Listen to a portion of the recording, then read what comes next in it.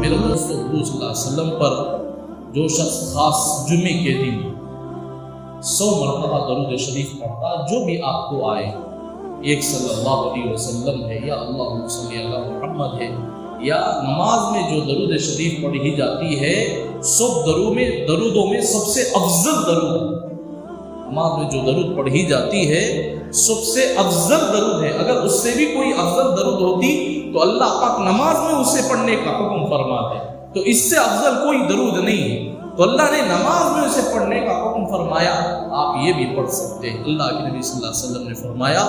جو آدمی جمعے کے دن 100 مرتبہ درود شریف پڑھتا ہے، اللہ تعالیٰ اس کی 100 حاجتیں پوری فرماتے ہیں، 100 حاجتیں پوری فرماتے۔ آپ نیک نیتیں کرو، نیک حاجتیں کرو، حلال کرو، حرام نہ کرو، حلال کھا کر کرو، حرام کھا کر نہ کرو، حلال پہن کر کرو، حرام پہن کر نہ کرو۔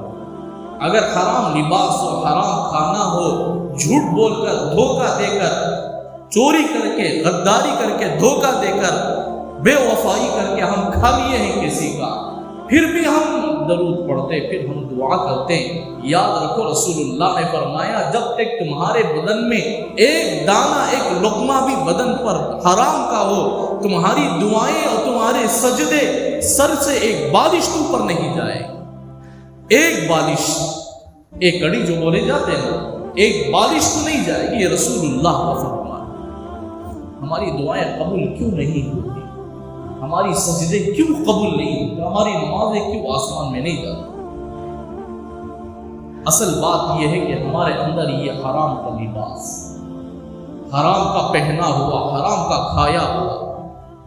اللہ اب تک جتنی ہم سے بھول ہوئی، اللہ اپنے کرم سے معاف فرما،